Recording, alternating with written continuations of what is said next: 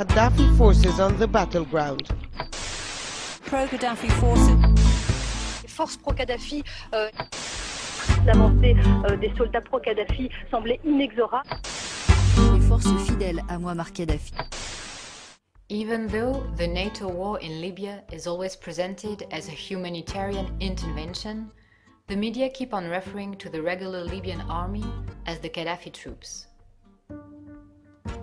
Similarly, the expression the Al-Assad brigades has been used to label the regular Syrian army. This ambiguous terminology was, and still is, continuously used by the media to deprive the legitimacy of the Libyan and Syrian people and their regular armies from them. Afterwards, the media, supported by notorious NGOs, spread the information that the Gaddafi forces had beefed themselves up with groups of African mercenaries.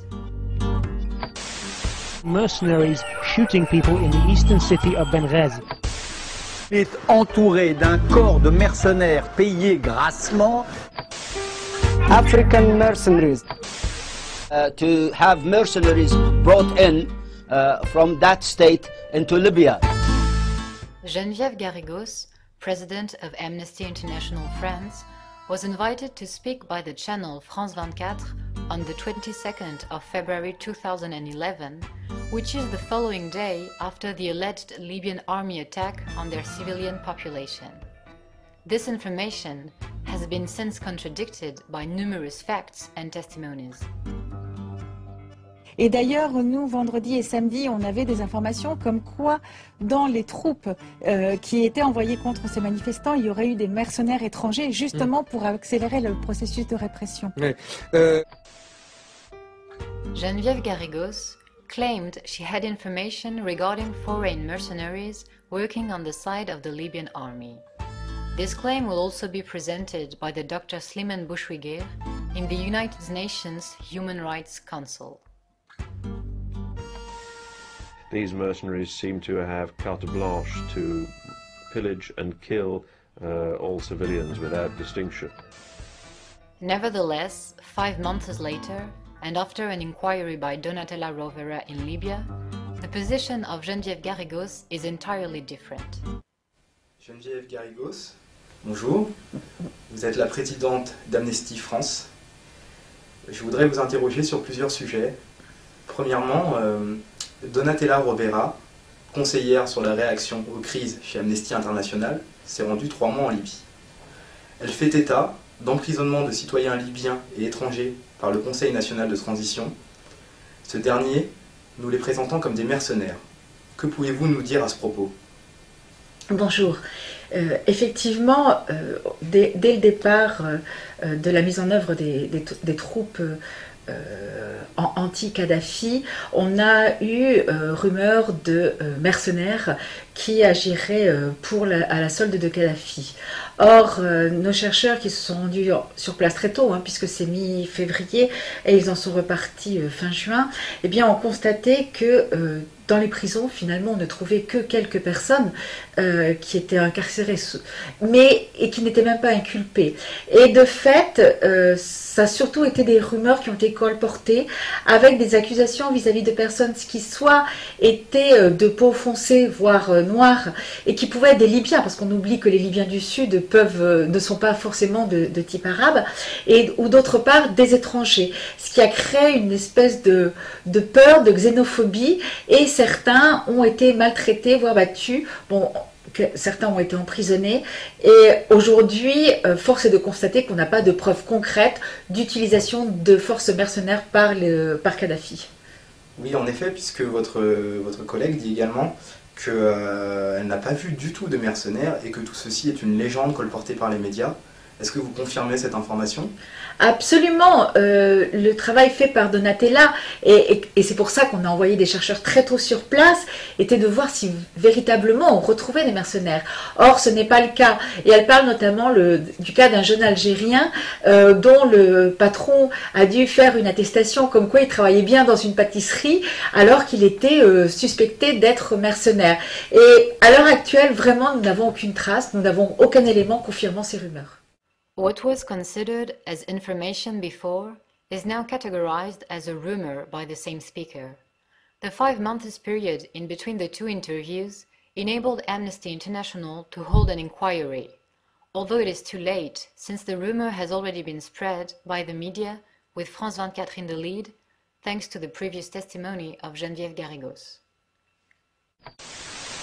D'ailleurs, nous, vendredi et samedi, on avait des informations comme quoi, dans les troupes qui étaient envoyées contre ces manifestants, il y aurait eu des mercenaires étrangers.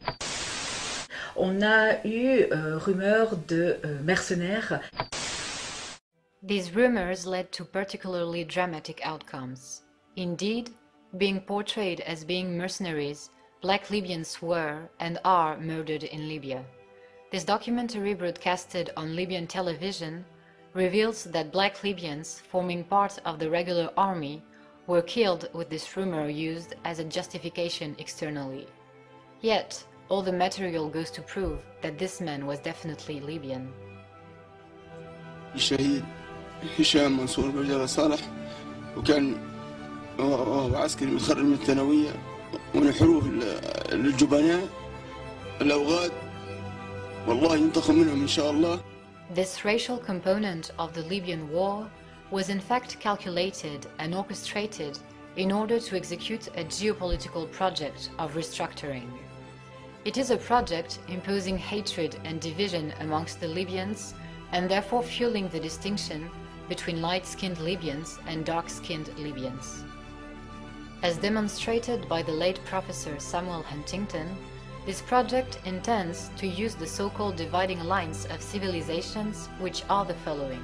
Okay, name those for me. Okay, the civilizations are, first of all, obviously the West, consisting of North America and Western Europe primarily, Islam as a civilization, Orthodox civilization, of which Russia is the leading state, of course, Chinese or Sinic civilization, Hindu civilization, in which India is the major state. Most people would classify Japan as a separate civilization all by itself. And then I would also add Latin America and Africa. A geopolitical vision that serves the United States' interests and intends to divide Africa, following the plans of the US State Department and Africa. But Libya is an Arabic country as well as a Muslim state and an African country. It seems therefore absurd to encompass it according to Huntington's theory. Nonetheless, this theory is in line with the scopes of NATO and the United States for the Balkanization of Africa.